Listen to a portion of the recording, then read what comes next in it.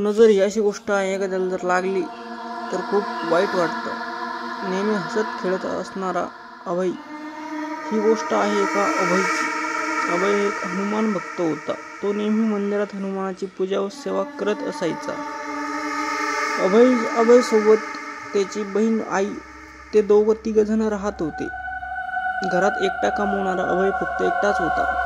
अभय हा पुण्याला जॉब करत होता व त्याची आई व बहीण हे दोघे जण गावी राहत होते। अभयचं बोलणं त्याच्या आईसोबत नेहमी कॉलवर होत असे। पुण्यामध्ये जॉबला असलेला अभय चांगल्या कंपनीमध्ये IT कंपनीमध्ये जॉबला होता।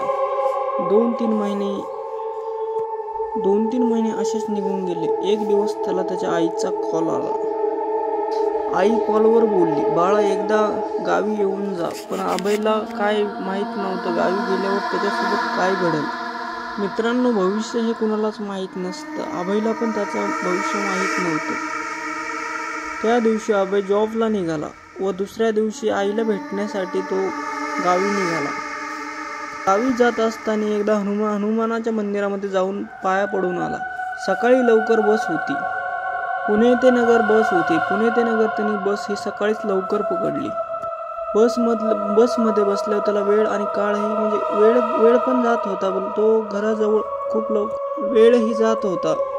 असेच 2-3 वाजल्यावर तो नगरला पोहोचला। घरी आल्यावर आईला खूप आनंद झाला, बहिणीलाही खूप आनंद झाला। कुटुंब आनंदामध्ये होतं। मित्रांनो, हे तर कुणाला माहीत नसतं ना की आपला आनंद हा किती वेळेसाठी आहे। की तसा तो अभयचा आनंद पण अभयला माहीत नव्हता की आनंद हा किती म्हणजे आजचा पुरता आहे का भविष्यामध्ये पण राहणार। तो आनंद फक्त तेवढ्या दिवसापुरताच होता।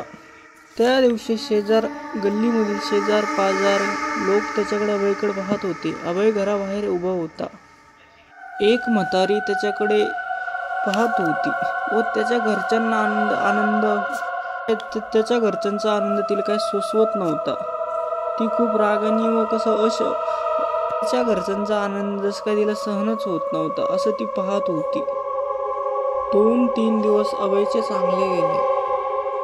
अभय हा घराबाहेर जास्त वेळ जात नसे, तो घरीच बसायचा। एक दिवस त्या आजीने अभयला पेढा खाण्यासाठी दिला। अभयने तो पेढा एक असंच आनंदमय म्हणजे पेढा कोणीतरी दिला ह्या इथून खाल्ला तो व त्या रात्रीमध्येच अभयला पीडा व्हायला लागली। अभयला स्वप्न पडायला लागली। अभय विचार खूप करू लागला। आपल्यासोबत 2-3 दिवस अभय आजारी पडला। रात्री अचानक घाबरून जाणे, आपल्याकडे कोणी पाहतंय, जसं काय कोणी आपला पाठलाग करतंय असं अभयला वाटू लागले। अभयला घरामध्ये खूप सारे भास होत असे। तेवढ्यात रात्रही खूप होती। रात्रीमध्ये कुत्रे पण खूप भुंकत होते। अभयच्या शरीराचा जसं काय थरकाप होतोय असं त्याला वाटत होते। तो आतून खूप घाबरला होता। अभयला असं वाटत होतं की कोणीतरी त्याचे पाय खेचतंय। त्याच्या अंगावर शहारे आले। तो अचानक उठला। आईला व बहिणीला पण उठवलं। आई व बहीण उठल्यावरती बोलले, काय झालंय अभय तुला, काय करतोय वेड्यासारखं। सोबत जे घडत होतं ते त्यांनी त्याच्या आईला सर्व गोष्टी सांगितल्या। आई पण घाबरली घरी होती, बहीण पण खूप घाबरली होती। घरामध्ये 3च व्यक्ती असल्यामुळे सर्व घाबरले होते। रात्रीचे पण खूप उशीर झाला होता। रात्रीचे 2 वाजले होते। अभयला काय करावं हे समजत नव्हते। पण अभय हा एक हनुमान भक्त होता। हनुमानाची नित्य सेवा करत असे।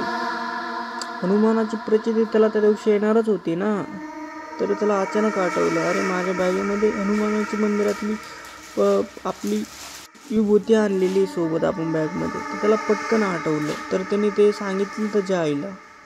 त्याच्या आईनं ती बॅगमधील विभूती काढली व त्याला पाण्यामध्ये टाकून पिण्यासाठी दिली। अचानक घरामध्ये शांतता पसरली। अभय शांत झाला। रात्रीचे 2 वाजले होते। मनात तर खूप भीती होती, पण घरच्यांना पण झोपावं लागलं। रात्री अभयचा आई खूप घाबरली असल्यामुळे आईला काय झोप येत नव्हती।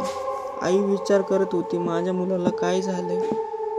अभयची आई सकाळी लवकर उठली व गावातील पुजाऱ्याची गाठ घेतली। अभयला त्या पुजाऱ्याकडे आई सकाळी लवकर घेऊन गेली। पुजाऱ्याच्या घरी तरी पण विचारात पडला.